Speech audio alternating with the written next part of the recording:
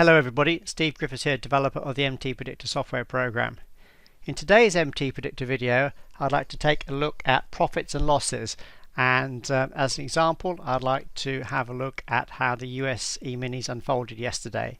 But as first, we start with our risk disclaimer and remind you that all examples of these videos should be considered as hypothetical. No trades are actually taken, they're just shown for illustration and training purposes only. Remind you there's a risk of loss in trading and investing. We'll be looking at some losing trades, and as such, remember that no matter what trading approach you do, there always will be losing trades. Right, let's have a look at our add-ons for NinjaTrader 8, as we're seeing here, and I'll be focusing using the micro E-minis, the MES and the MNQ, particularly as the market's so volatile at the moment.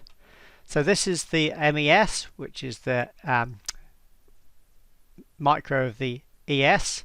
So as usual, we start by looking at a higher time frame. Remember, MTPredictor is not a black box to be followed blindly, where we just take all our setups blindly.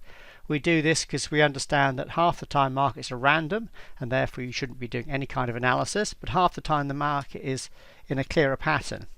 To decide when the market's in a clearer pattern, we go to the higher time frame.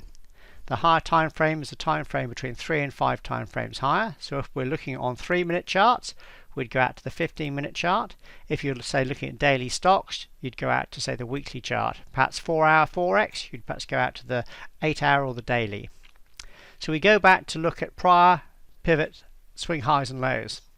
And this is the last swing into the previous low there. You can see I've moved the chart back a bit to show you how when we add our DP or decision point levels, in this case you right mouse click here, do decision point, can you see how it's on the chart in advance? It's there before the market gets there. It's a leading indicator preparing you for potential support and resistance. And you see yesterday the market went up and hit that level here. Do you see that? It hit that level here. So let's see what happened after it did that. So we now go down to our 3-minute chart, and here's that 15-minute decision point resistance. You can see it made the reversal there nicely. So after that, we deem that the market's actually doing what we anticipate. In other words, the picture is becoming clear. So the market came down. It then started to go back up. Our MTP trend went red here. So that deemed that at the time, the large degree trend was looking like it was down. There we can see it was down. We then had 2 sell setups. You can see we have a history triangle here. And this allows us to right mouse click over that red sell bar, to analyze trade setup. You see that was a trade setup at the time. We don't hide anything. We see if a market would have actually taken us into that short trade, then that's why the history triangle there to show us that what would have happened. Here I'm using less than 2% on a 20,000 sample account using the MES. Our position sizing then allows us to keep our number of contracts under control. In other words, keep our losses small. In this case, the market went down, entered a short trade, it then went up and stopped you out. So this would have actually been a losing trade. And it's important to understand that no matter what trading approach you do, there always will be losses. But the trick is here is keeping this loss small. That's why we use position sizing. So that would have been what we call a -1R or 1R loss. The market then went up and made another sell setup here, you can see. So I can right mouse click to analyze trade setup. This would have taken you in short, and again just clipped you out for a losing trade. Again, our position sizing calculates the number of contracts to take for our 2% risk of a sample $20,000 account. If you had a slightly smaller account, say 10k or perhaps 5k, that then shows you how many contracts you can take for those different sizes accounts. You can set these up in the properties as well.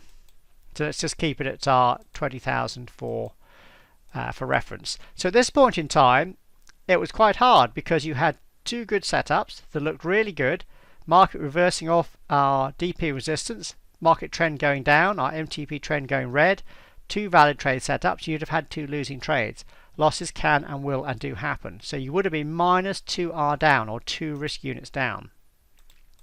The rest of the day, there were some sell setups later in the day, but these were with our MTP trend blue, and there wasn't a good DP resistance, so these would have not been taken on this particular market. However, if you are following all the USE minis, there weren't any setups on the YM, so I won't show you that. But if we look at the NQ, or the MNQ as we're looking here, and we then go out to the 15-minute chart, look what the NQ did a bit later in the day. So again, I'll go back to before the market high came in. There's the last pivot high. We right mouse click, we do decision point. Again, that would have been on the chart in advance. Can you see that? Before the market got there. So as the market was rallying up a bit later in the day, can you see how the market came into this level, made a reversal before the decline into the close there. So if we're coming down to our shorter time frame chart, that's what it looked like on a shorter time frame chart. So pretty similar to what we had on the ES, where the market came up, went into our higher time frame resistance, the market then turned down, our MTP trend went from blue to black to show you in the process of making a reversal, to red to show that the large degree trend was down. So when you came into this point here, this looked again like a very good trade setup. Off higher time frame resistance, our MTP trend was agreeing with the clear pattern that the market trend was now down. So if we right mouse click over this red cell bar, we now do analyze trade setup. We get the same calculation for our position sizing, but this time can you see what happened? The market actually declined sharply. It actually went down really quite nicely right into our target, which would have been our typical wave 3 WPT, because the W3 trade setup is where we're anticipating this ABC correction to be as part of a wave 2, to then anticipate a wave 3, which is normally the strongest and longest in a completed 5-wave sequence. But the best thing about this, and this is why the point of this whole video, is because this trade came down to the profit target here, where the profit was approximately 10R or 10 times the initial risk. This was much, much larger than the 2 losses earlier on the MES. And that's what the whole of this video is about, is that when you're trading, you will make losing trades, but as long as you keep those losses small, and that's why we use position sizing, the 2 losses would have been -1 and -1 or -2R. This one profit here would have been plus 10R overall, or 10 times the 2 losses. So as you can see, overall it would have been a very, very good day with a nice profit, because you'd have had 10R, -1, -1, so that would have been plus 8R overall.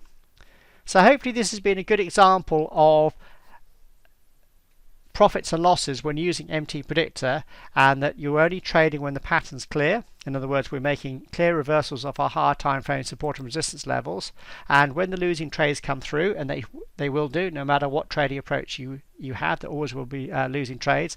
The losses are kept small, but when you have the profitable trades come through, ideally you should have profits that result in profits that are not just large in dollar value or whatever currency you're trading in, but in risk units. In other words, the R profit much larger than the R losses, and hopefully that's what makes money over time. So a good example yesterday on the USE minis, where we had a lovely trade a bit later in the day on the MNQ.